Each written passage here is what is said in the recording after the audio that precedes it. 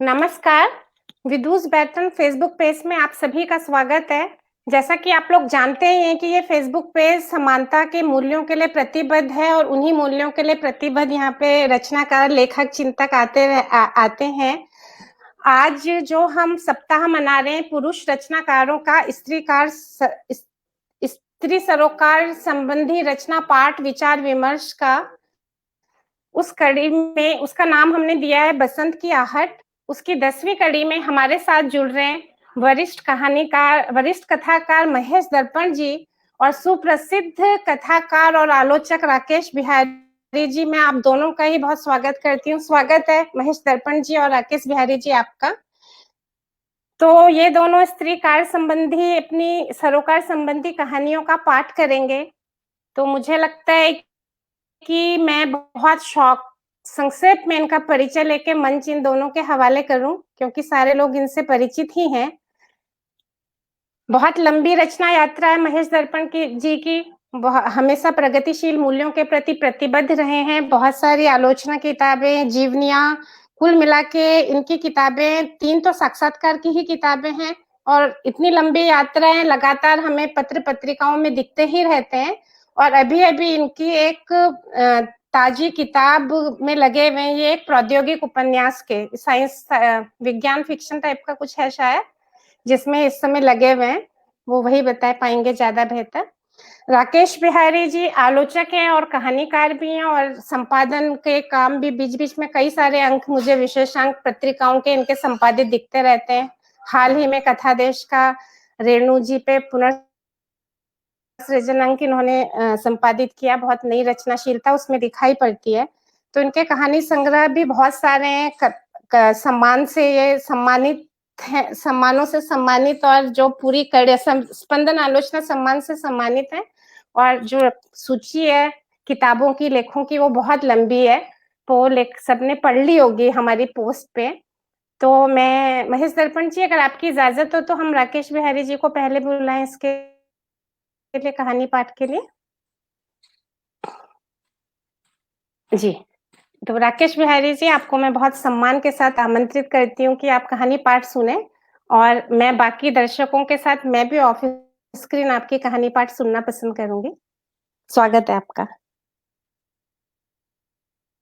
बहुत धन्यवाद रश्मि जी। सबसे पहले आपका और विदु बैटन का मैं शुक्रगुजार हूं कि आपने यह अवसर हम लोगों को कहानी पाठ का मुहैया कराया है। और ये एक बड़ी अच्छी संकल्पना है कि आप पुरुष कथाकारों की उन रचनाओं का पाठ करवा रही हैं जो स्त्री सरोकार को केंद्रित हैं, संबोधित हैं। और इस सिलसिले में मुझे भी अपनी रचना पढ़ने का मौका मिल रहा है। निश्चित तौर पर मेरे लिए खुशी की बात है। तो मैं बिना किसी भूमिका के सीधे कहानी लेकर आप तक आता हूं। इस कहानी का शीर्षक है परिधि के पार। कुछ वर्ष पूर्व यह कहानी शुक्रवार में छपी थी, जब विष्णुनागर जी संपादन कर रहे थे। उसके बाद कुछ दिनों के बाद रश्मि भारद्वाज ने अपने ब्लॉग मैराकी पर भी इसका प्रकाशन किया था। और तब हमारे मित्रों के बीच, जो मेरे समकालीन रचनाकार साथी हैं, एक बड़ी सुदीर्घ, जीवंत और तल्ख बहस भी इस कहानी को लेकर हुई थी। तो मैं अब आपको कहानी सुनाना शुरू करता हूं। शीर्षक है परिधि के पार। नेहा ने उस रात अपनी डायरी के पन्नों पर लिखने के बजाय कुछ तस्वीरें उकेरी थी। गहरे नीले आसमान की गोद में खूब खूब चमकता पूरा चांद, भर आकाश जगमगाते सितारे और नीचे फूलों से लदी रात रानी। डायरी के हल्के बादामी सफे पर खिली रात रानी की भीनी सी महक नथुने के रास्ते हौले हौले उसके भीतर तक उतर रही थी। वह जैसे ख्वाबों की किसी नई दुनिया में पहुंच गई। उसकी अंगुलियों में एक अनोखी सी जुम्बिश हुई और उसने पूनम के चमकते चांद के बाजुओं पर 2 सुनहरे पंख जड़ दिए। उन पंखों पर जैसे वह खुद सवार हो गई थी। वह नीले आसमान के लगातार करीब होती जा रही थी। लाल और गंदुमी रंगों के विरल संयोग से बना कोई अदृश्य सूरज अपनी पूरी आभा के साथ उसकी नसों में किसी मीठे संगीत की तरह उतरने लगा था। वह एक अनाम रोशनी से नहा सी गई थी। अभिनव अपनी हर अगली बातचीत में उसे चौंका सा जाता है, और हर उस चौंकाने वाली बात के बाद जैसे वह थोड़ी और सरक कर उसके कुछ और करीब हो जाती है। उस शाम जब फोन पर वह उसे अपनी ताजा पे स्लिप पढ़कर सुना रहा था, नेहा के भीतर जैसे स्नेह और अधिकार की एक गुनगुनी सी नदी बह उठी थी। मंद, मंथर, लेकिन एक अनोखे सुकून से भरी हुई। कितना मूल वेतन, कितना डीए, कितने दूसरे पर्क्स, कितनी अन्य कटौतियां, और अंत में एक मासूम सी इच्छा। नेहा, इन दिनों मेरा मन एक रेकरिंग डिपॉजिट शुरू करने का हो रहा है, जिन्हें मैं कभी खर्च ना करूं। भगवान न करें कभी ऐसी जरूरत पड़े, लेकिन यदि कभी कोई मुसीबत आई तो वह तुम्हारे काम आ सके। नेहा के लिए यह अप्रत्याशित था। वह जानती है उसे किसी के पैसों की कोई जरूरत नहीं। उसके हिस्से की पिताजी की संपत्ति और उसके गहने जेवर पर्याप्त हैं उसे किसी मुसीबत से उबारने के लिए। लेकिन कोई है जो उसके लिए ऐसा सोचता है। इस सोच भर ने उसे भीतर तक भर दिया था। नरेन की आमदनी कितनी है उसे आज तक नहीं मालूम। न कभी उसने बताया, और न ही कभी उसने अपनी तरफ से जानने की कोशिश ही की। उसकी आंखों ने जैसे उसकी आवाज पर अपनी पकड़ मजबूत कर ली थी, और भर्राई सी आवाज में उसने बस इतना ही कहा था, तुम मेरी खातिर इतना सोचते हो, मेरे लिए यही बहुत है। चांद का रथ तेज गति से दौड़ रहा था। सितारे अपनी पूरी ताकत से चमक रहे थे, और रात रानी अपनी खुशबू से लगातार मदहोश किए जा रही थी। उसके भीतर संगीत की लय और एक चिर परिचित दर्द की लहरें एक ही साथ उठ गिर रही थीं। नरेन ने जो उसे 20 सालों में नहीं दिया, अभिनव चंद दिनों में ही जैसे वह सब अपनी हथेलियों में लिए उसके आगे खड़ा था। अब तक तो वह मानो हर पल, हर क्षण अपनी आसन्न मृत्यु के इंतजार में थी। लेकिन एकमात्र उसके होने के एहसास भर ने जैसे सब कुछ बदल सा दिया था। जिंदगी नए सिरे से उसके भीतर दस्तक देने लगी थी। अब वह जीवन की प्रतीक्षा में खुशियों के सिंगारदान के आगे सजती संवरती। उसे तो पता भी नहीं था कि उसकी मांस मज्जा में एक सितार सोया पड़ा है, और जिसे जीवन से भरी किन्हीं उंगलियों का इंतजार है। अभिनव ने जैसे उसके मन की गहराइयों को थाह लिया था। उसके संस्पर्श भर से वर्षों से सोया पड़ा वह प्रतीक्षातुर सितार पूरे आवेग के साथ एक झंकार से भर उठा था। उसके भीतर एक मीठी सी कंपन हुई थी, एक पुलक भरी सिहरन सी, और उसका रोम रोम जैसे एक आदिम नशे से थिरक उठा था। अपने तन मन पर पड़े नखदंतों के अनगिनत खरोंचों पर वह अभिनव की मुलायम, उष्ण और अपनी सी आवाज को रुई के नर्म फाहों की तरह रख लेना चाहती थी। उसकी आवाज में एक अद्भुत सी लय है। वह महज आधे एक घंटे की बातचीत में जैसे बीते 24 घंटों का एक एक पल उसके साथ फिर से जी लेना चाहता है। शुरू शुरू में उसे अजीब सा लगा था यह सब, लेकिन अब तो जैसे सारा दिन उसे उसी एक आध घंटे का इंतजार रहता है। जीवन में कोई ऐसा हो जिसके साथ अपना हर पल साझा किया जा सके, यह उसका बहुत ही पुराना सपना था। लेकिन पिछले 20 वर्षों में जिंदगी की जो हकीकतें उसने देखी है, उसके बाद तो ऐसे ख्वाब उसे किसी प्रवासी पंछी की तरह ही लगते हैं। खूबसूरत, मनमोहक, लेकिन बहारों के बाद चले जाने वाले। लेकिन नहीं, अभिनव ने धीरे धीरे उसकी शिराओं में भरोसे की मजबूत लकीरें खींच दी है। भरोसा इस बात का कि न तो वह प्रवासी पंछी की तरह है, और न ही किन्हीं बहारों के मौसम का मेहमान। उसकी बातें उसकी नसों में जैसे आश्वस्ति बनकर उतरती हैं। उस दिन अभिनव को उसने अपनी कुछ पुरानी पेंटिंग्स मेल की थी, जिनमें से कुछ की तस्वीरें उसने उसके कॉलेज के संग्रहालय में देखी थी, और वहीं से खोजता खोजता उस तक आ पहुंचा था। नेहा को पता है कि वह ठीक ठाक सी पेंटिंग्स कर लेती है, लेकिन अभिनव ने जिस आत्मीय तन्मयता के साथ उन पेंटिंग्स के रंग संयोजन, दृश्य विधान आदि पर उससे बातें की थी, उसे अपनी पेंटिंग्स के नए अर्थों का पता सा लग गया था। नेहा अभिनव की आवाज के जादू से तो उसी दिन परिचित हो गई थी, जिस दिन उसका पहली बार फ़ोन आया था, लेकिन आज वह उसकी दृष्टि पर भी मुग्ध थी। वह अचानक पुलक से भर गई। "अभिनव, मैं फिर से पेंटिंग करूँगी।" अभिनव को उसकी आवाज़ में जैसे खुद की सफलता मचलती सी लगी थी। "नेहा, मैं भी यही चाहता हूँ। और हाँ, मैं तुम्हारी हर पेंटिंग का पहला दर्शक और क्रिटिक होना चाहता हूँ। तुम अपनी हर पेंटिंग पूरी करके सबसे पहले मुझे मेल करोगी ना?" अभिनव की बातें नेहा के रोम-रोम में नमक की तरह घुल रही थीं।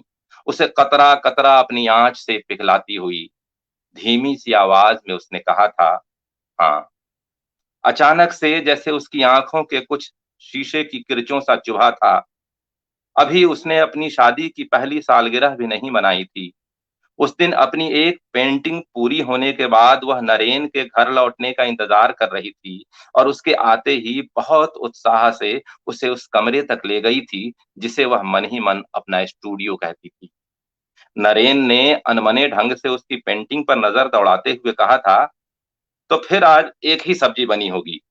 मैडम, आपकी इस पेंटिंग से मेरा पेट नहीं भरने वाला, और पेट किसी तरह भर भी जाए तो मन तो तब तक नहीं भरता जब तक कि खाने की थाली में 4-5 कटोरियां न शामिल हों।"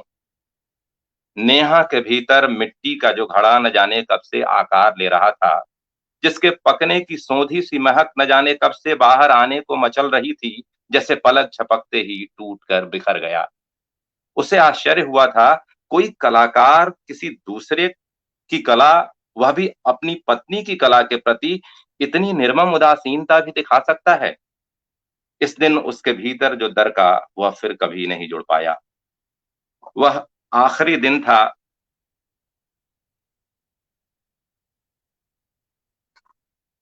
वह आखिरी दिन था जब उसने नरेन से अपनी पेंटिंग के बारे में कोई बात की थी। उसके भीतर का कलाकार जैसे खाद पानी के अभाव में अंदर ही अंदर मुरझाने लगा था। स्टूडियो में लगी ईजेल और उसकी कई अधूरी पेंटिंग्स कई दिनों तक धूल खाने के बाद एक दिन कब कैसे चुपचाप वहां से निकलकर स्टोर रूम के विस्थापित कैंप में चली गई, उसे भी पता नहीं चला। क्षण भर पहले की पुलक पर जैसे 20 वर्ष पुरानी यादों ने एक कसैलापन फेर दिया था। वह जैसे चुप सी हो गई। अभिनव ने उसकी चुप्पी को धकेलने की कोशिश की थी। "क्या हुआ? कहाँ गुम हो गई? कुछ बोलो भी।" "नहीं, कुछ नहीं। मैंने बोला ना, हाँ। तुम्हारा फैन तो मैं तुम्हारे कॉलेज के संग्रहालय में ही हो गया था। मेल पर तुम्हारी पेंटिंग्स देखकर अब तुम्हारा कूलर हो गया हूँ।" नेहा ने हंसने की कोशिश की थी। लेकिन एसी कब बनोगे? मैं तो कब से तैयार बैठा हूँ। मौका तो दो। कहा ना, तुम्हारी हर पेंटिंग में सबसे पहले देखना चाहता हूँ। और हाँ, तुम्हारा यह कूलर तुमसे वादा करता है कि तुम्हारा एसी तुम्हारी हर पेंटिंग पर एक कविता लिखेगा। नेहा ने अपने पोर-पोर में एक अजीब सी थिरकन महसूस की। उसका रोम-रोम जैसे कूची में बदलने लगा था और न जाने जीवन के कितने रंग उसकी आँखों से बह निकले थे, जो न जाने कब से सूखे पड़े थे, पपड़ियाए। बाहर मौसम बदल रहा था। आसमान में उड़ते बादल जैसे लंबे तने शीशम की झूमती फुनगियों से गले मिल रहे थे। कोई दूसरा दिन होता तो वह खिड़की दरवाजे बंद करती, छत पर फैले कपड़े समेट लाती, लेकिन आज उसका मन हुलस रहा था। वह छत तक निकल आई। देखते ही देखते मोटी पतली बूंदें मूसलाधार बारिश में बदल गई थीं। अलगनी पर कड़े पड़े कपड़े भीगते रहे थे और वह देर तक बरसते बादलों से बतियाती रही थी। उसके भीतर वर्षों से फैले मरु का कोना कोना जैसे इस धार से सजल हो आया था। उस रात उसने खुशी की तस्वीर बनाई थी। काले सफेद बादलों से अटा पड़ा आसमान और उसकी आखिरी ऊंचाई को छू लेने को आतुर किसी परी की तरह उड़ती लहराती उसकी बेटी खुशी। श्वेत श्याम रंगों के अद्भुत संयोजन से बनी उस तस्वीर में खुशी के दाहिने हाथ में उड़ते पतंग की डोर थी। अपनी खुशी को एकटक देखती नेहा ने कूची उठाई और वह सादी पतंग इंद्रधनुष के साथ रंगों से सज गई। देर रात, बल्कि भोर से कुछ ही देर पहले पेंटिंग पूरी करने के बाद उसने उसकी एक तस्वीर उतारी और अभिनव को मेल करते हुए उसने सोचा, खुशी बिल्कुल मेरी ही तरह है। लंबे घने केश, हरी काया और गहरे काजल के पीछे से झांकती सपनीली आंखें। क्या उसकी आंखों में भी वही सपने पल रहे होंगे जो कभी उसकी आंखों में पलते थे? खुशी जब खुश होकर उसके गले लगती है, उसके मन का हर कूल किनारा तरल हो आता है। वह उसे अभिनव के बारे में बताना चाहती है, उससे उसकी बातें करना चाहती है, लेकिन एक अनाम सा भय जैसे उसकी जुबान पर ताले सा लटका रहता है हरदम। अब वह बच्ची नहीं रही, कॉलेज जाने लगी है, सब कुछ समझती है। क्या सोचेगी वह? माँ और इस उम्र में उसके किशोर मन पर क्या प्रभाव पड़ेगा इसका? नहीं, वह कुछ नहीं बताएगी उसे अभिनव के बारे में। उसकी खुशियाँ छीनने का कोई हक नहीं है उसे। वह तो दुनिया में सबसे ज़्यादा उसी पर भरोसा करती है, शायद भगवान से भी ज़्यादा। नेहा चाहती है कि वह खुशी के आगे नरेन से कभी न झगड़े, लेकिन नरेन कई बार मजबूर कर देता है उसे। ऐसे क्षणों में खुशी अक्सर दूर कहीं देखती रहती है शून्य में, और नरेन के जाने के बाद चुपचाप बिला आवाज उसके पास आ उसकी हथेलियों को थाम लेती है, जैसे खुद को उसके साथ होने का एहसास दिला रही हो। और उस दिन तो हद ही हो गई थी जब उसने उसके आंसू पोंछते हुए कहा था, माँ, मैं नौकरी करने के बाद तुम्हें अपने साथ रखूंगी। मैं शादी करके तुम्हें दोहराना नहीं चाहती। नेहा ने उसके होठों पर अपनी उंगली रख दी थी।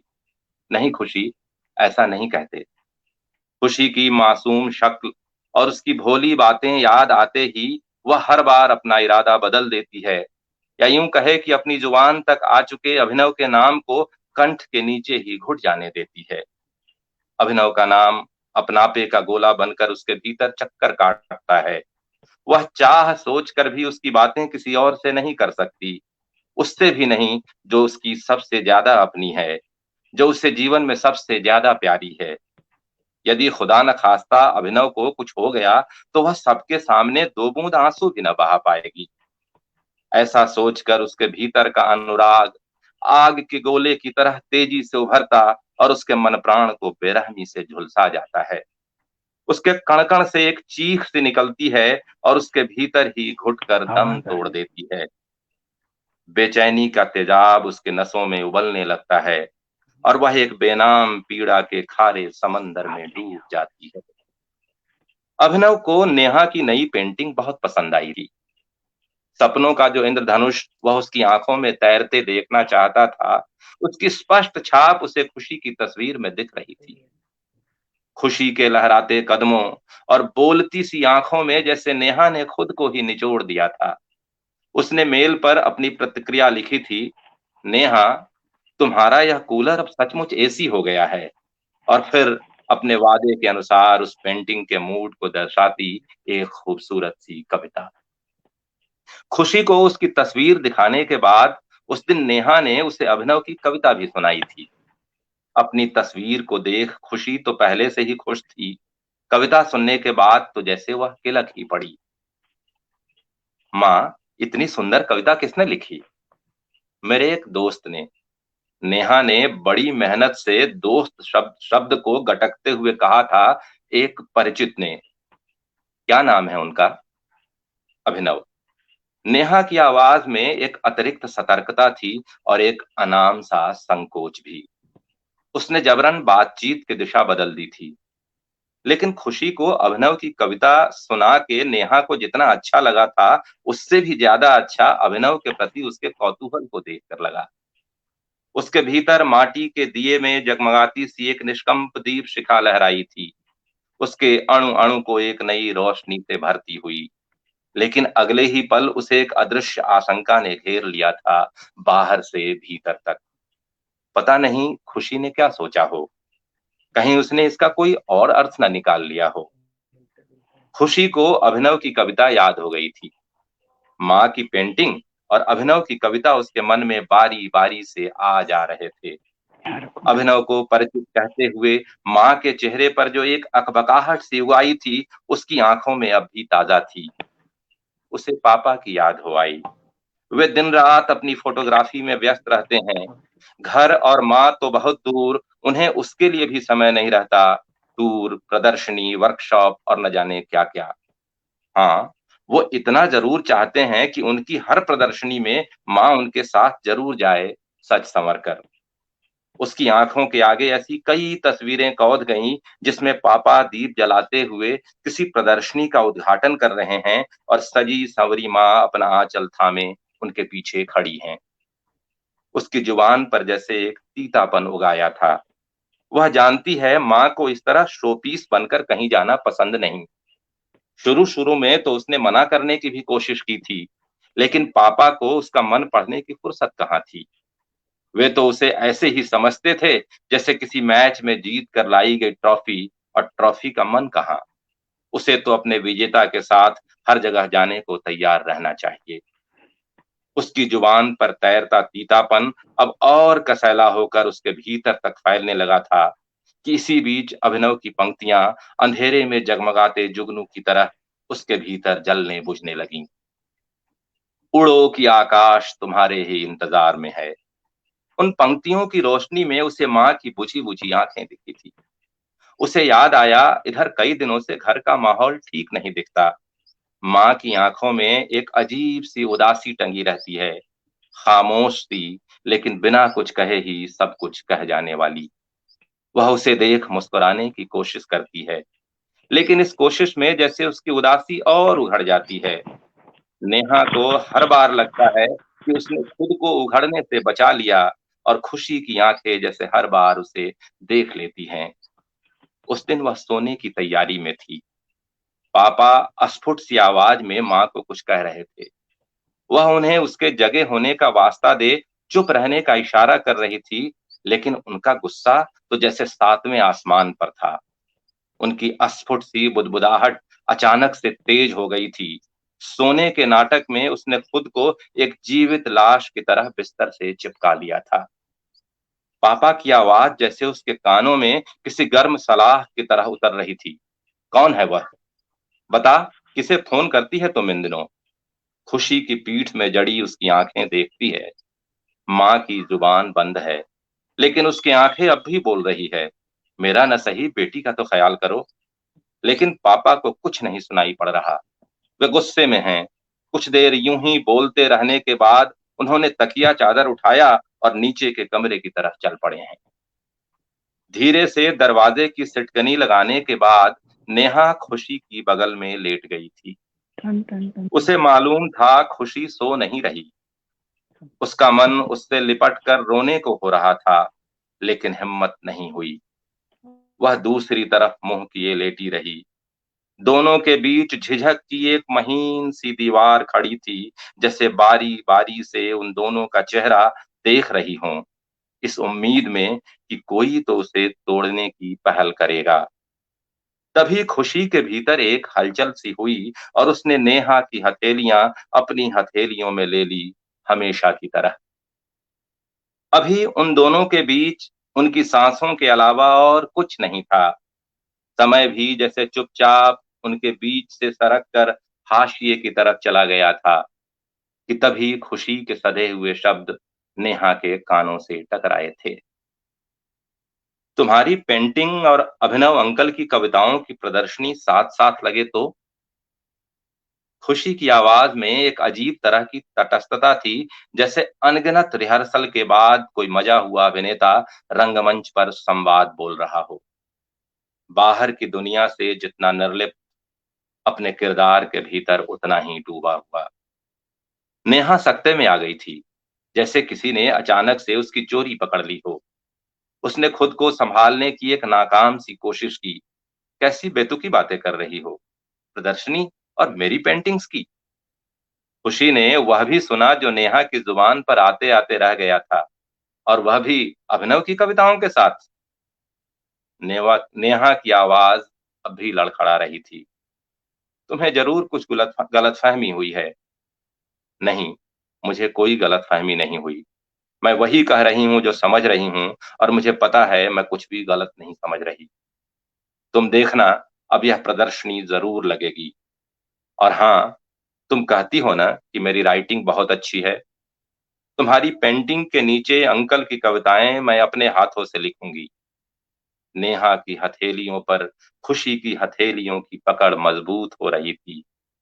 और हाँ, ऐसा करने से हमें कोई नहीं रोक सकता, पापा भी नहीं। नेहा ने खुशी को जोर से भींच लिया था। उसे लगा खुशी सचमुच बड़ी हो गई है। सुनहरे पंखों वाला चांद और तेजी से फड़फड़ा रहा था।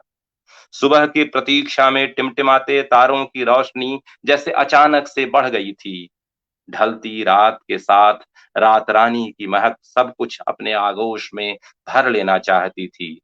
नेहा ने डायरी के हल्के बादामी सफ़े पर एक जोड़ी आंखें खींची, गहरी, नीली और सपनों से भरी हुई।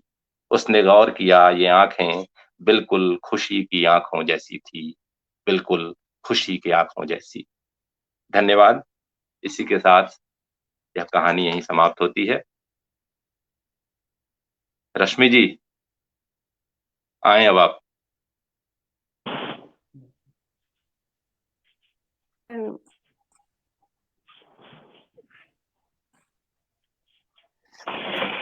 बहुत बहुत धन्यवाद राकेश बिहारी जी। आपने धन्यवाद। स्त्री संवेदना को बहुत महीन परतों को खोलती हुई बहुत ही अच्छी कहानी पढ़ी, और आपका पाठ तो इतना शानदार था, इतना भावप्रवण था और बुलंद आवाज में कि बहुत ही अच्छा। इंटरनेट को भी बहुत अच्छी हिम्मत नहीं कहानी हुई आपने बाधा सुनाई डालने की। राकेश जी। जी सब बहुत, पंकज मित्र जी कह रहे हैं बहुत संवेदनशील कहानी। सत्येंद्र जी, कई श्रोताओं ने कहा कि ये कविता की लय थी। ये बात बिल्कुल सही है।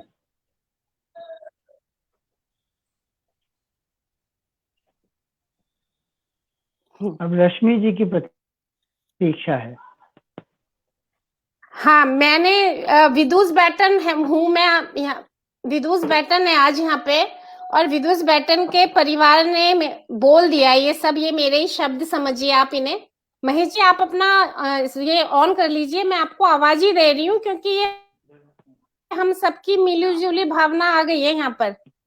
ये विदुष बैटन परिवार का हिस्सा है सारे लोग, और हमारी ये भावनाएं आ गई हैं। बहुत दमदार आवाज में बहुत अच्छा पाठ इन्होंने किया, मैं इनका आभार व्यक्त करती हूँ। और बहुत ही सम्मान के साथ मैं महेश दर्पण जी को आमंत्रित करती हूँ कहानी पाठ के लिए। कृपया सर शुरू करें आप। स्वागत है महेश जी, आपकी कहानी का इंतजार है अब।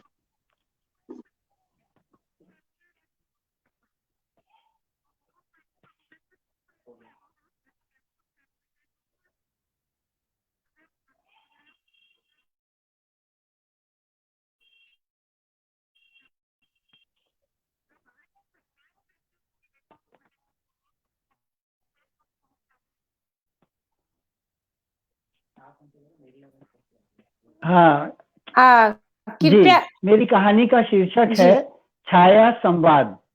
जी, क्या मेरी आवाज ठीक आ रही है? जी जी अब आ गई, पहले नहीं आ रही थी, अब आ गई है। तो मैं वही टेक्निकल सपोर्ट ही मांगने आई थी आपके घर से किसी से। मेरी आवाज तो आप शुरू तक ठीक कीजिए। आ रही है? अब आ बिल्कुल क्लियर है, एकदम क्लियर है। शुरू करें सर। राकेश जी मेरी आवाज आ रही है आप तक? जी पूरी तरह आ रही है महेश भाई, आप कहानी पढ़ें। राकेश जी महेश आप जी मुझे सुन आपकी आवाज मिल रही है। रहे हैं? जी आपकी आवाज मिल रही है।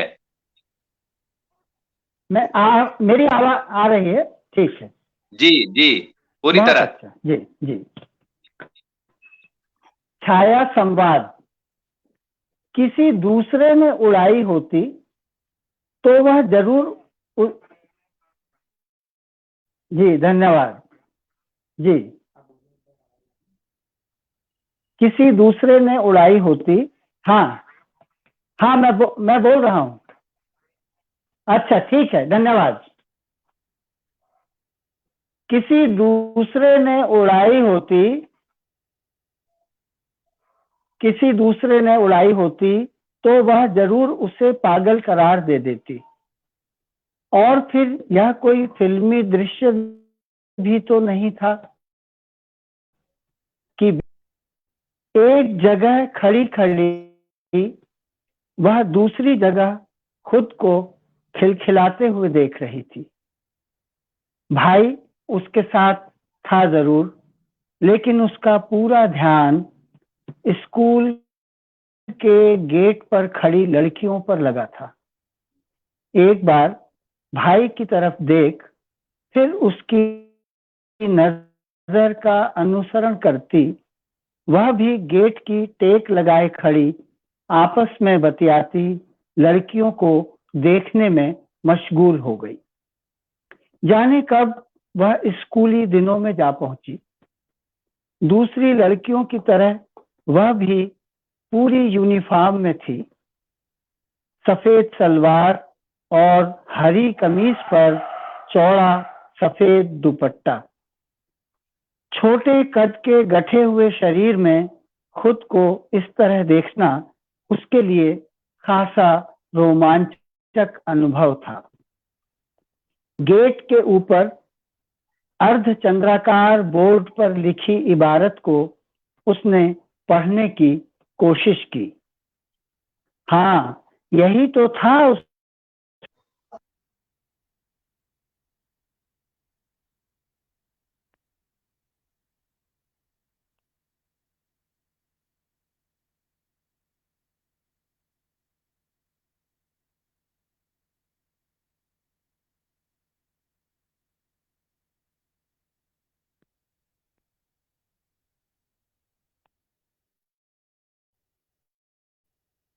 देखना शुरू किया। गर्म लोटे से प्रेस की गई सलवार कमीज और चौड़ी पट्टी पर बना दुपट्टा, सफेद पीटी शू, तेल लगे करीने से बने घने बालों की आगे की तरफ लटकी 2 चोटियां, चोटियों पर बंधे लाल रिबन के बड़े फूल। उसने सोचा, बेटी पर मेरा असर ज्यादा होता तो ऐसे ही दिखती शायद। लेकिन रमेश ने तो पहले से ही यह कहकर कि बेटी मुझ पर ही जाएगी, अन्नू को हूबहू अपनी कॉपी बना ली। उसके कंधे पर धीमे से थपथपाया। क्यों कब्बो, ये पूनम है ना, अपने मिश्रा जी की बेटी? गोल बनाकर खड़ी लड़कियों के बीच उसने पूनम को झट पहचान लिया। अरे हाँ, कैसे लड़ा करती थी मरगिल्ली मुझसे। उसने भाई से अपनी बात का अनुमोदन कराना चाहा, लेकिन भाई था कि एक नजर पूनम पर डालता और दूसरी साथ खड़ी अपनी बहन पर। पूनम के बारे में सोचते सोचते कब्बो जाने कब अपने बारे में सोचने लगी। खुद वह भी तो अब तक 2 बच्चों की मां बन चुकी थी, श्रीमती कविता तिवारी। कभी वह कविता जोशी हुआ करती थी और भाई उसे प्यार से कब्बो कहा करता था। धीरे धीरे अम्मा बाबू ही नहीं, करीब के लोग भी उसे कब्बो ही तो कहने लगे थे। उसने भाई से लड़िया कर पूछना चाहा, बताओ ना दादा, यह पूनम। लेकिन वह हैरान रह गई। भाई नजर आया न स्कूल के गेट पर खड़ी पूनम, दूसरी लड़कियां भी जाने कहां रफू चक्कर हो गई थी। भरी दोपहरी में उसने पाया कि वह राजकीय कन्या उच्चतर माध्यमिक विद्यालय के गेट से कुछ दूर अकेली खड़ी है। गर्मी की छुट्टियों में भी कोई स्कूल भला क्यों आएगा, उसने सोचा, और फिर खुद पर हंसती हुई घर की तरफ चल दी। घर से वह मंदिर के लिए निकली थी। लौटते वक्त जाने क्या हुआ कि स्कूल के पास आते ही जैसे वह कोई सपना देखने, सपने से उबर चुकने के बावजूद उसका मन हुआ काश 20 वर्ष पहले की अपनी एक झलक और देख पाती। वह स्कूल की तरफ से लगे कैंप में कटती हैं बच्चों की छुट्टियां। बच्चों के निकलते ही वह भी अम्मा बाबू और भाई से मिलने गोविंद नगर चली आती है। रमेश उसे पहुंचाने और लिवाने आ जाते। यही क्या कम है, गोविंद नगर में दरअसल उनके लिए कोई खास आकर्षण है नहीं। बकौल उनके रूखा शहर, छोटा, उदास, धीमा और बेरंग। वही ऊपर चिकनाई लिए मध्यवर्गीय आत्मीयता और एक रस हंसी ठट्ठा। कुछ न कर पाने के तर्क ढूंढते हर उम्र के मर्द और पीठ पीछे एक दूसरे की काट करती औरतें। अपने शहर के बारे में पति के विचारों का विरोध उसने भले न किया हो, लेकिन हर बार छुट्टियां होते ही उधर बच्चे निकले और इधर वह। पति के शहर से जंजीर तोड़ा भाग लेने वाले अंदाज में जैसे वह गोविंद नगर चली आती है। यही पति के खुशनुमा शहर पर उसकी सबसे बड़ी टिप्पणी है। अक्सर वह अपने बारे में सोचती है और फिर खुद से पूछती है, क्या कविता तिवारी का अतीत सचमुच कोई अर्थ नहीं रखता?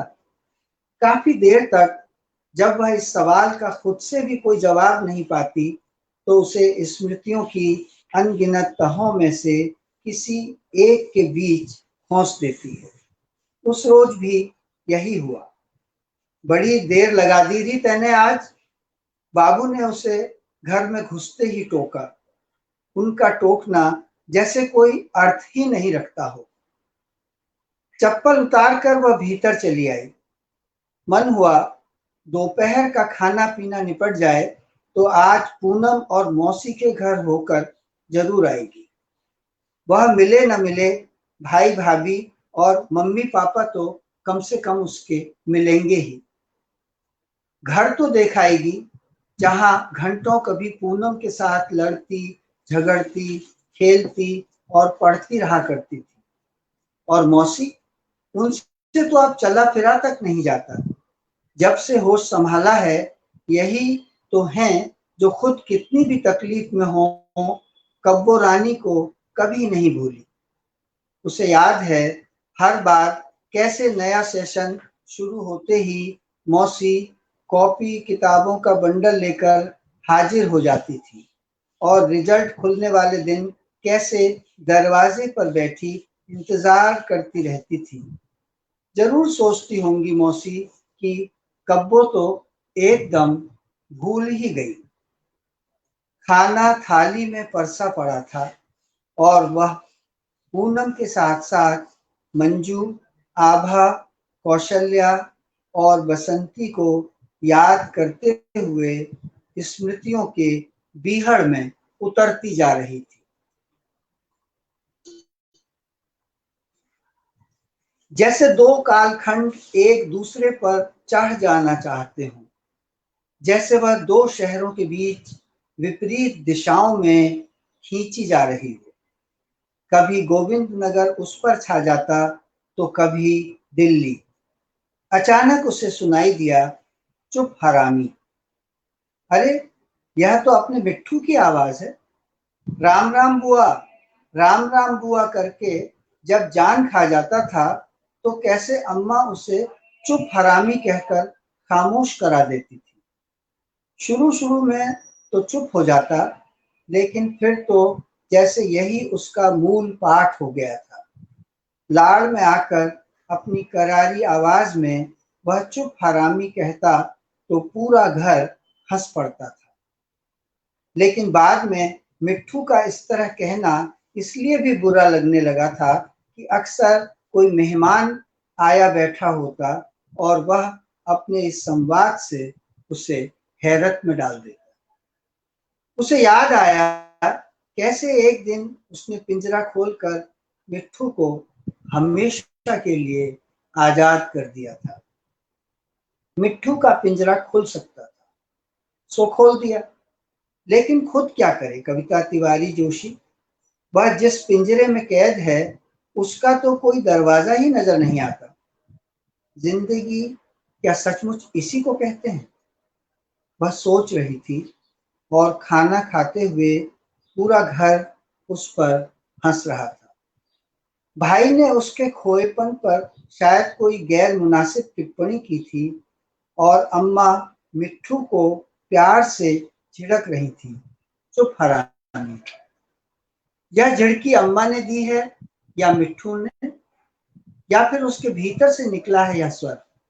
यह तय कर पाना तो उसके लिए बहुत मुश्किल था, लेकिन थाली पर अपना खाना ज्यों का त्यों देखकर वह फिर ऐसी लजाई कि सब कुछ भूल फटाफट खाने में जुट गई। खाने के साथ हरी मिर्च देख उसे फिर मिट्ठू याद हो आया। वह होता आज तो जरूर उसे मिर्च खिलाकर आती। क्या मिट्ठू भी याद करता होगा मुझे? उसने सोचा और रोटी का गस्सा मुंह में भर लिया। गस्सा उसके मुंह में था और दिमाग सोच रहा था, पता नहीं पक्षियों में स्मृतियां होती भी होंगी या नहीं। तभी उसे ख्याल हो आया गौरैया के उस जोड़े का जो कूलर चलाते ही दिल्ली वाले घर में जालीदार रोशनदान पर आ बिराजता था। जिस रोज कूलर चलाने में कुछ देर हो जाए, समझ लो ची ची कर जी हलकान कर देगा। गर्मियों की दोपहरी और गोविंद नगर की वही तपन, कुछ भी तो नहीं बदला। अम्मा, बाबू और भाई के उम्र दराज चेहरों को छोड़ दिया जाए तो वही दीवारें, कमाबेश वही सामान और घर की वैसी गंध। घर वालों का बर्ताव भी अपने प्रति कभी कभी उसे ऐसा लगता जैसे अब भी वह कोई स्कूल जाने वाली लड़की ही हो। कब वो जरा यह कर दे, कब वो जरा वह कर दे, कुछ न कुछ करती ही रहे। हमेशा की तरह पर्दे गिराकर दोपहर के आराम का माहौल बना दिया है भाई ने। हमेशा की तरह ही अंधेरे से घबराकर अम्मा पंखा लिए बाहर के तख्त पर जा लेटी हैं। दो एक बार सब उनसे भीतर आने का आग्रह फिर अपने अपने में दुबक कर गए हैं। अनमने में इस तरह पड़े रहना उसे अच्छा नहीं लगता, लेकिन करे क्या? बावजूद इसके उसे गर्मियों में गोविंद नगर आना अच्छा लगता है। बहुत कुछ है जो लौट आता है उसमें यहाँ आकर। पता नहीं नींद उसमें है या वह नींद में, लेकिन इतना तय है कि अपने में नहीं है। अंधेरे में अधलेटी सी वह तय करती है, कोई कुछ भी कहे, हर उस जगह जाएगी वह जहां से अतीत में उसका नाता रहा है। इधर वह तय करती है और उधर उसे लगता है कि इस वक्त वह सिर्फ कविता है, किसी की पत्नी न माँ, किसी की बेटी न बहन। एक व्यक्ति है कविता, एक संपूर्ण व्यक्तित्व जो सोच सकता है और खुद ही फैसला भी कर सकता है। हाँ, अब वह खुद से जुड़ी रही हर उस जगह जाएगी, चाहे अम्मा, बाबू और भाई का संबंध वहां से खत्म ही क्यों न हो चुका। गोविंद नगर आने पर उसके लिए हर वर्ष सबसे बड़ी दिक्कत यही हो जाती है कि जिन लोगों से उसका बातचीत करने का मन होता है, उन्हीं से घर वालों का अबोला चल रहा होता है या फिर तनातनी। यानी मनमर्जी से किसी से बातचीत तक का अख्तियार नहीं। दिल्ली में भी तो यही होता है अक्सर। वह चाहती है कि खुलकर सबके बीच खिले, लेकिन पतिदेव की आदत है अपने में घुसे रहने की। कहते हैं ज्यादा बोलने से कहीं अच्छा तो न बोलना होता है, किसी के लेने में न देने में। आजकल ऐसा आदमी सबसे ज्यादा सुखी रहता है। शायद इसीलिए इस बार जब अम्मा ने उसे मौजूदा संबंधों और मेलजोल के बारे में बताना शुरू किया, तो उसने शुरू में ही उन्हें टोक दिया था।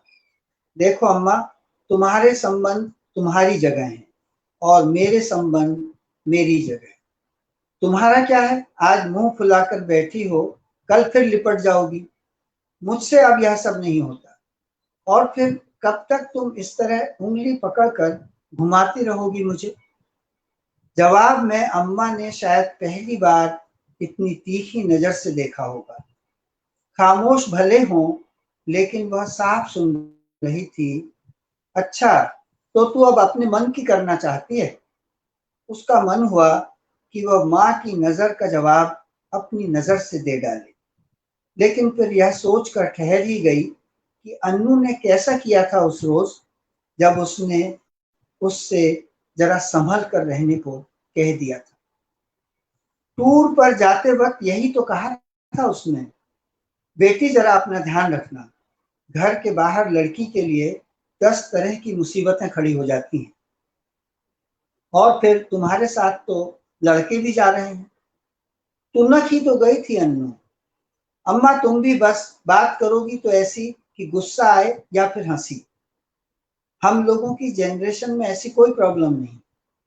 जब हम कुछ छिपाकर ही नहीं रखते तो फिर बेवजह के झंझट भला क्यों होने लगे? बाप रे बाप, ऐसा भला कभी हम बोल सकते थे अपने बड़ों के सामने? उसने जैसे खुद से था।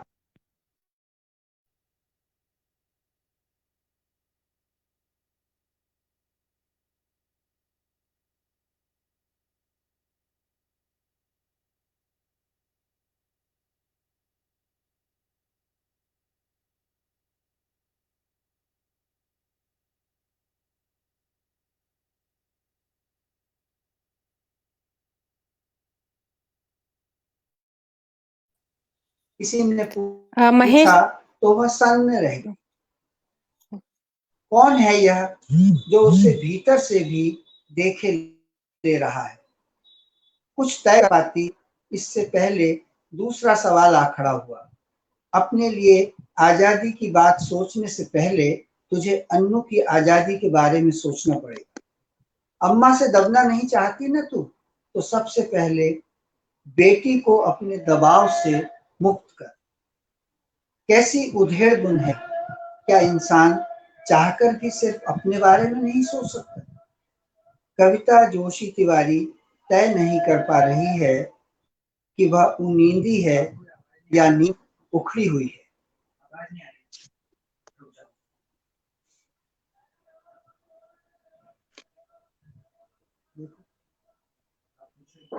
महेश जी बोलिए। आ रही है बीच में आधा मिनट के लिए गई थी, अब आ रही है। बोलिए आप महेश जी, आ रही है आवाज। कुछ तय कर पाती इससे पहले दूसरा सवाल आ खड़ा हुआ। अपने लिए आजादी की बात सोचने से पहले तुझे अन्नू की आजादी के बारे में सोचना पड़ेगा।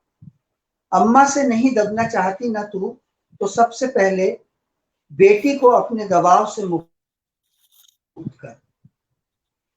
हड़बड़ा कर बैठी और पास रखा स्टूल उससे टकरा गया। स्टूल के गिरने से हुई आवाज से भाई और बाबू की नींद उचट। अपराध भाव से कुछ देर तो वह स्टूल सीधा कर उसी के पास खड़ी रही, फिर खिड़की खोल कर पीछे की तरफ निकल गई। पीछे की दीवार देखते ही उसे बहुत कुछ याद हुआ आया। छोटी दीवार के सरदार साहब के यहाँ लगे पपीते तोड़े थे। कितना मजा आता था जब रंगे हाथों। आवाज नहीं आ रही है क्या? आ रही है। जब नहीं आएगी मैं बता दूंगी। आप रश्मि जी, आवाज नहीं आ रही? आ रही है, पढ़ें। मैं बैठी हूँ यहीं पे जी। बीच में एक आध बार चली गई थी, अभी आ रही है। 1 सेकंड वेट करिए। आ जी, नहीं पढ़िए। पढ़िए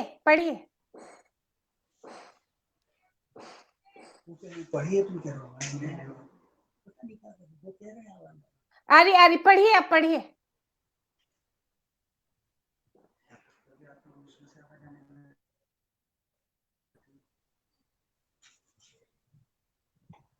पीछे की दीवार की ओर देखते ही उसे बहुत कुछ याद हो आया। कितना मजा आता था जब रंगे हाथों पकड़ लेने पर भी कहता कोई कुछ न था। अब भला कहाँ मुमकिन है वह सब? उसने एक बार दूर दूर तक फैले आसमान को देखा और फिर उदास हो गई। साथ क्या जिंदगी के रंग भी कम होते चले जाते हैं? क्यों होता होगा ऐसा? उसने खुद से पूछा और लाजवाब रह गई। दिल्ली से चलते वक्त उसने सोचा था, और कुछ हो न हो, कम से कम एक रस जिंदगी से निजात तो मिलेगी। सुबह से शाम तक हर रोज बंधे बंधाए ढर्रे पर चलती घिसटती वह ऊब ही तो चुकी थी। बच्चे हों या पति, वह तो जैसे हर किसी की जरूरतें पूरी करने वाली मशीन भर बनकर रह गई। बहुत चाहा है उसने कि कोई तो पूछे उससे कि आखिर काट कैसे लेती है इतने उबाऊ माहौल में वह पूरा का पूरा दिन, लेकिन पूछना तो दूर, अभी उसे यह नहीं लगा कि किसी को इस बात का कोई एहसास भी है। ख्यालों की डोर से बंधी जाने कब वह बीच वाले कमरे में आ बैठी थी। गोविंद नगर के इसी घर में उसकी आधी जिंदगी गुजरी थी, लेकिन वहां होते हुए भी जैसे वह थी ही नहीं। दूर होते हुए भी दिल्ली का घर उस पर तारी हुआ जा रहा था। इसी क्रम में जाने कैसे अचानक यह सोचकर वह घबरा ही गई कि लापरवाह पतिदेव ने कहीं गैस खुली न छोड़ दी हो। पसीना पसीना हो आई वह आगे कुछ सोच पाती, इससे पहले ही अम्मा की आवाज सुनाई दी, अरे कब्बो, आज चाय वाय नहीं पिलाएगी क्या? धोती के पल्लू से पसीना पोंछ वह बगैर कोई जवाब दिए चाय का पानी चढ़ाने का उपक्रम करने लगी। चाय है, भाई है, अम्मा है और बाबू, जैसे पूरा घर एक साथ जुटाया हो। अम्मा, वह छोटा शीशा कहाँ चला गया? 5 साल तक तो रसोई की टिप्टी पर आया, उसने पूछा और माँ की तरफ देखने लगी। चाय की चुस्की लेते हुए अम्मा ने लापरवाही से जवाब दिया, अपने भैया से पूछ, मुझसे क्या पूछती है? जब से यह मरा दीवार वाला शीशा आया है, उसका कुछ अता पता नहीं। खड़े होकर बाल बनाना उससे बड़ा अजीब लगता है। बेमन से कंधा लेकर वह दीवार पर टंगे बड़े शीशे के सामने जा खड़ी हुई। बाहर के कमरे का पर्दा उठाकर उसने दरवाजे पर टांग दिया और बालों को गौर से देखने लगी। घने तो अब भी हैं, लेकिन उतने काले नहीं रहे। कई से मेहंदी लगाने की सोते होते उसने भाई से कहा, दद्दा मैं जरा पूनम के यहाँ हो आऊं? लगता है इस बार उसे मेरे आने की खबर नहीं लग पाई, वरना अब तक तो 2-4 चक्कर लगा चुकी होती। गोविंद नगर आए बगैर तो वह रहने वाली नहीं। आदत के विपरीत भाई उसके ठीक सामने आ खड़ा हुआ। जाना ही है तो कौशल्या के यहाँ हुआ, पूनम को क्यों परेशान करती है? सोचने लगी कि भाई उसे पूनम के यहाँ जाने से रोकना चाहता है, या अभी वह कुछ तय भी न कर पाई थी कि अम्मा ने दबी जबान से असलियत का खुलासा किया। अरे कब्बो, पूनम की जिंदगी तो बर्बाद हो गई। उसके आदमी ने बंबई में दूसरी शादी कर ली। अब वह मायके में 24 घंटे नौकरानी की तरह खटती रहती है।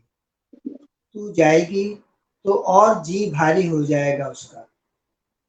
कंघा बालों, पूनम जैसी शोख लड़की को यही सब देखना बदा था। उसने अपने आप से पूछा और बने अधबने बालों को लपेटकर जूड़ा बना किसी तरह लटका भर लिया। अनमनी सी शीशे में झांकी कि उसकी धुंधली आकृति उसी की तरफ देख रही है। गौर से देखने की कोशिश की तो पता चला कि धुंधली आकृति नहीं थी, खुद उसकी आंखें भर आई थी। पल्लू से आंखें पोंछ उसने फिर शीशे की तरफ देखा। इस बार वह देखती रह गई। किसी शाही महल में खड़ी थी वह, और महल घूम रहा था। घूमते हुए महल में आकृति एक औरत में तब्दील हो चुकी थी। महल के हर अकेले कोने में वह अपना उदास चेहरा लिए मौजूद थी। चेहरा देख उसे लगा जैसे बरसों पहले मिले हों कभी। कविता जोशी तिवारी ने अपने जीवन के पूरे बरस खंगाल डाले, लेकिन यह चेहरा लग किस जैसा रहा है वह तय नहीं कर पाई। अचानक उसे लगा, वरना एकाएक कोई खिसका कैसे सकता था पूरा महल। भीतर वह औरत अकेली खड़ी थी, गुमसुम, सिमटी सिकुड़ी सी, जैसे दुनिया की सारी कातरता उसी में सिमट आई हो। ओहो, यह तो पूनम की अम्मा है। पर्दा गिरा। शायद किसी ने दरवाजा खटखटाया है। भाई की आदत है, कोई दरवाजे पर खड़ा हो तो पहले वह पर्दा गिराए। दूसरे ही पल सब्जी का थैला हाथ में लिए पर्दा उठा, वह धड़धड़ाती हुई भीतर चली आई। कविता को काटो तो खून नहीं। अरे, यह तो वही औरत है जो शीशे के भीतर से उसका इम्तिहान ले रही थी। पल भर तो कविता उसके चेहरे की तरफ देखती रह गई, लेकिन फिर किसी को कुछ कहने की जरूरत न पड़ी। जैसे धरती और आकाश की गति ठहर गई थी, जैसे कोई बांध टूट गया था, जैसे कोई बड़ा हिमखंड एक साथ पिघल रहा था। कविता से लिपटी रही वह और कविता उससे। कोई शब्द नहीं था, फिर भी अर्थ थे कि खुले जा रहे थे। थोड़ा सहज हो आने पर शुरुआत कविता को ही करनी पड़ी। पूनम, तू पूनम मत मानना, पलकते ही तेरे यहाँ इसलिए चली आई कि कहीं तू मेरे घर ना आ धमके। पहले जैसी बात नहीं रही अब। बड़ा घर 3 टुकड़ों में बंट गया। अम्मा बाबू तो इंदौर चले गए और मैं बड़े भैया के साथ किसी तरह दिन काट रही हूँ। प्राइमरी स्कूल में नौकरी न लग गई होती तो मुझे भी अम्मा बाबू की तरह। कहते कहता की तो बड़ी थी पूनम। औरत की जिंदगी बड़ी टेढ़ी होती है कविता। बनी रहे तो ठीक, वरना कहीं की नहीं रहती। मुझे तो कौशल्या ने खबर दी कि तू आई हुई है। कविता सामने बैठी थी और बोलती जा रही थी पूनम। उसकी आवाज के परे कहीं और कविता जाने क्या कुछ सुन रही थी, उसी के बारे में। मन हुआ पूछे तो सही, आखिर ऐसा क्या हो गया कि पूनम को अकेले रह जाना पड़ा। लेकिन फिर ऐन वक्त पर उसने खुद पर अंकुश लगाते हुए सोचा, कुरेदने से घाव और हरे हो जाते हैं। हमेशा की तरह भाई चाय बनाकर ले आया था। पूनम और कविता हर घूंट जैसे ही कई बरस जा रही थी। चाय खत्म होते ही उठ खड़ी हुई थी पूनम। कब्बो रानी, एक बात कहती हूँ तुझसे, बुरा मान लीजिए। हाँ, लगा जैसे इस संवाद में स्वर उसके पास है। बोलना, मुझसे कुछ कहने के लिए भी क्या तुझे इस तरह सोचना पड़ेगा? उसने पूछा। देख कब्बो, मेरे साथ जो बीता, मैं बिल्कुल नहीं चाहती कि मेरी की सही पर भी ऐसी तकलीफ की छाया भी पड़े। तू गोविंद नगर रमेश को लेकर आया कर। अकेले ज्यादा दिन इस तरह यहाँ ठहरना ठीक नहीं। धीरे धीरे ऐसे ही पड़ती है दरार। अच्छा, आप चलूं? भाभी सोच रही होंगी तो आप यहीं बैठी रह गई। जैसे आई थी वैसे ही लौट भी गई पूनम। उसके जाने के बाद से जाने क्यों रह रहकर यही एहसास उस पर तारी हो रहा है कि गोविंद नगर आए काफी दिन हो चुके हैं। दिल्ली की भरी गर्मी में अकेले जाने कैसे काट रहे होंगे उमस भरे दिन रमेश। बाजार नहीं चलना है क्या? अम्मा ने उसे टोका तो वह झसक गई। अनमनी सी उठी, और मुंह हाथ धोने चल दी। कई छपाके मारने के बाद भी उसे लगा जैसे मुंह ठीक से धुला नहीं। तौलिए से चेहरा पोंछती वह फिर शीशे के सामने आ खड़ी हुई। अजीब बात थी, वह ठीक सामने खड़ी थी और शीशे पर कोई चेहरा उसे नजर नहीं आ रहा था।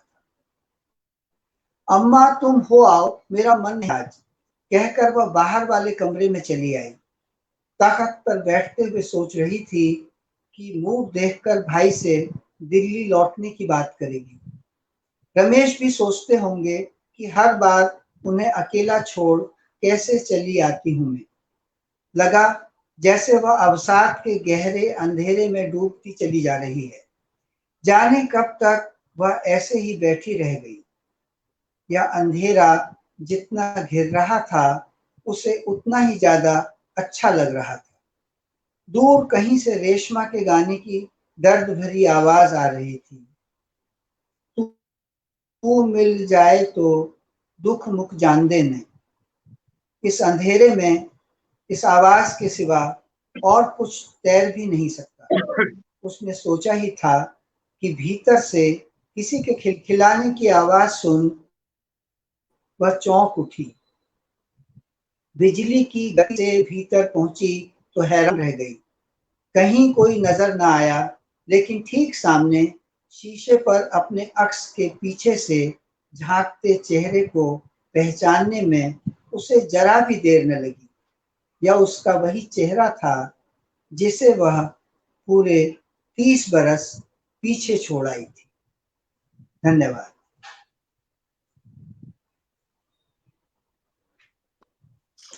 बहुत अच्छी कहानी सुनाई आपने महेश जी, बहुत अच्छी कहानी थी। ये जो दोनों स्त्री पात्र हैं, खास करके कविता और पूनम, वैसे तो 3 हैं, इनके जो मन की, इनके मन का जो द्वंद्व है,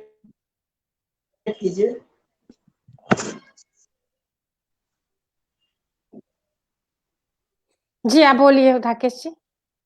नहीं कह रहा, बहुत अच्छा कह रहे हैं सत्येंद्र जी कि असुरक्षा का भाव कैसे स्त्री के मन में घर बना लेता है, और ये जो खुल के खिलने की चाहत है और खोल में समेट दिए जाने की जो नियति है, इस दोनों के बीच जो एक टकराहट है और उससे जो परिस्थितियां पैदा होती हैं, वो कैसे स्त्री मन का कौन सा खाका हमारे सामने खींचती हैं, कौन सा भूगोल हमारे सामने जीवंत होता है, उसको जिस तरह ये कहानी प्रकट करती है, वो बहुत, क्या कहूँ, मतलब बस आप इसे महसूस कर सकते हैं।